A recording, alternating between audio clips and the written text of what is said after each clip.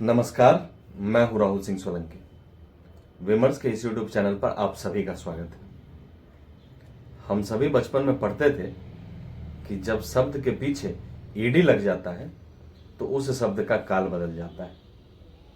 आज ग्रामर का वह नियम कई राजनीतिक पार्टियों पर भी लागू हो रहा है, क्योंकि इन राजनीतिक पार्टियों के पीछे भी ईडी लग चुका है, और जब ईडी लग गया तो काल का बदलना स्वाभाविक है।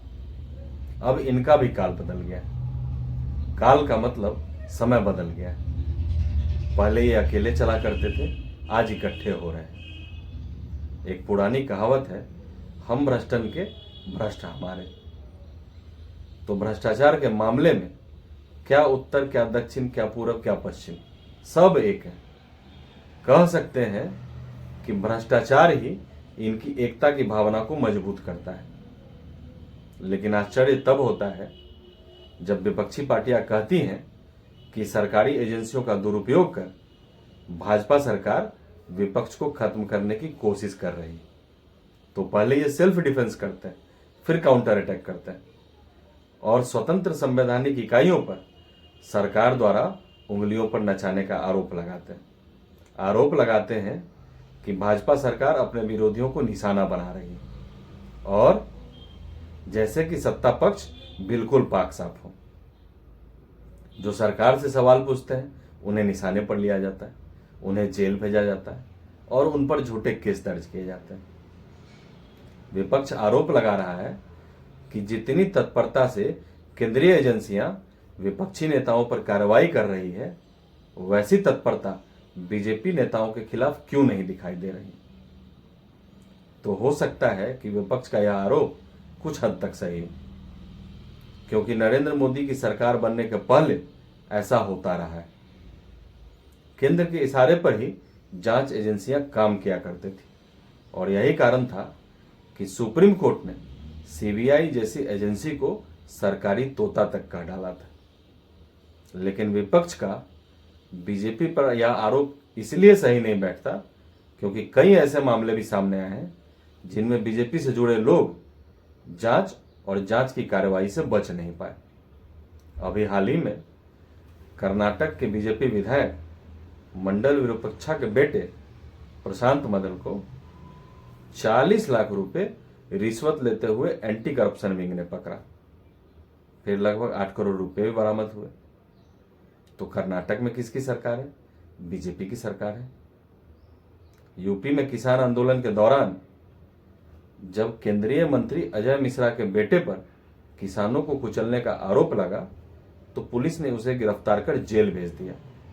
तो यूपी में किसकी सरकार है? बीजेपी की सरकार है। इसलिए यह आरोप पूरी तरह सच नहीं है कि केंद्र सरकार केवल विपक्षी नेताओं को ही निशाने पर ले रही है और अपने लोगों को बचा रही है।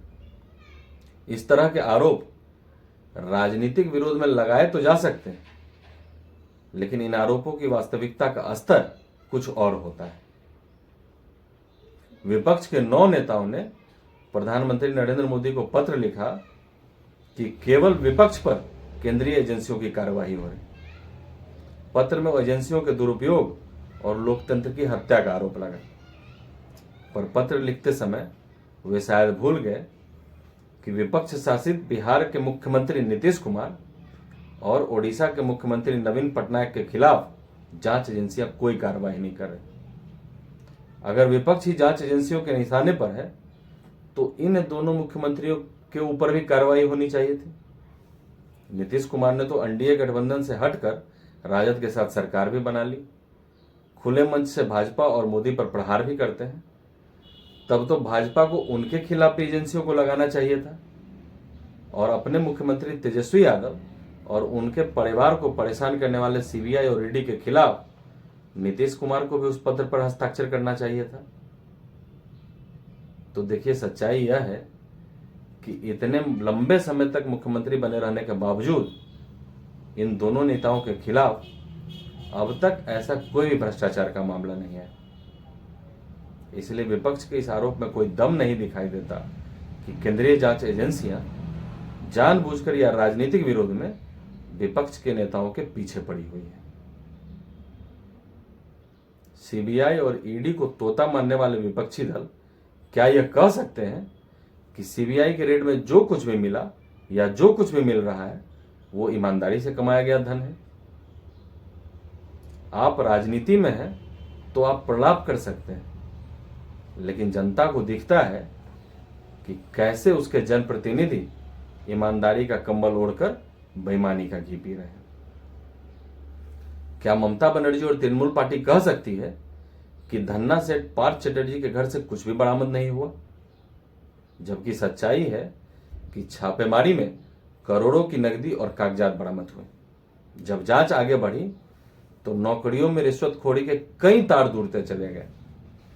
यहां तक कि हाई कोर्ट ने रिश्वत और पैरवी से दी गई 2000 से अधिक नौकरियां रद्द कर दी। इसके अलावा झारखंड की बात अगर करें तो हेमंत सोरेन के विधायक प्रतिनिधि पंकज मिश्रा तो खनन घोटाले के मास्टरमाइंड ही निकले।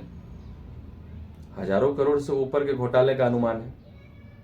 इसके अलावा झारखंड में कार्यरत आईएएस पूजा सिंघल और चीफ इंजीनियर भी धन कुबेर निकले। उनके घरों से भी करोड़ों की नकदी और संपत्ति बरामद हुई।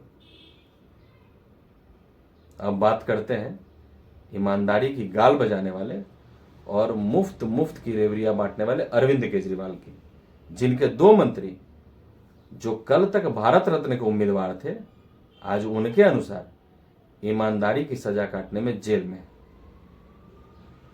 उनके एक सहयोगी हैं। ईडी का आरोप है कि केसीआर की बेटी के कविता साउथ कार्टेल की हिस्सा है, जिसने रिश्वत देकर दिल्ली की शराब नीति में बदलाव करवाए और पैसे कमाए। तो सवाल है कि इतना कुछ होने के बाद भी कोई कैसे कह सकता है कि जिनके घर करोड़ों की संपत्ति मिल रही है, जिनके खिलाफ आरोप हो, वे बेदाग हैं? अगर 1 मिनट के लिए मान भी लिया जाए कि राजनीतिक विरोध में, राजनीतिक प्रतिशोध में ऐसे लोगों के खिलाफ केंद्रीय एजेंसियां कार्रवाई कर रही हैं, तो भी इसमें गलत क्या है? अब कोई कैसे कह सकता है कि जिनके घर करोड़ों की संपत्ति मिल रही है वे बेदाग हैं, वे ईमानदार हैं? तो सवाल है कि अगर विपक्षी नेताओं को सीबीआई और ईडी की कार्रवाई राजनीतिक बदले की भावना से प्रेरित लगती है, राजनीतिक विरोध लगती है, तो वे अदालतों का रुख क्यों नहीं करते? वे प्रधानमंत्री को चिट्ठी लिख सकते हैं, सड़क पर अपने समर्थकों से धरना प्रदर्शन करवा सकते हैं, संसद से लेकर सदनों तक हंगामा मचा सकते हैं, लेकिन कोर्ट जाने की हिम्मत नहीं जुटा पाते। जबकि हमारे देश का कानून इसकी इजाजत देता है कि कोई भी आम नागरिक खुद के बचाव के लिए या जनहित में अदालत की शरण में जा सकता है। तो सवाल है कि कानूनी अधिकार होने के बावजूद विपक्षी नेता कोर्ट क्यों नहीं जाते? वहां जाकर वह क्यों नहीं कह सकते कि केंद्र सरकार सरकारी एजेंसियों का दुरुपयोग कर रही है? वे कोर्ट नहीं जा सकते क्योंकि उन्हें भली भांति पता है कि वहां जाने के बाद तो उनकी हालत और भी ज्यादा खराब हो जाएगी। तो आज के लिए इतना ही। फिर मिलते हैं अगले अंक में किसी और विषय के साथ। तब तक के लिए इजाजत दीजिए। नमस्कार।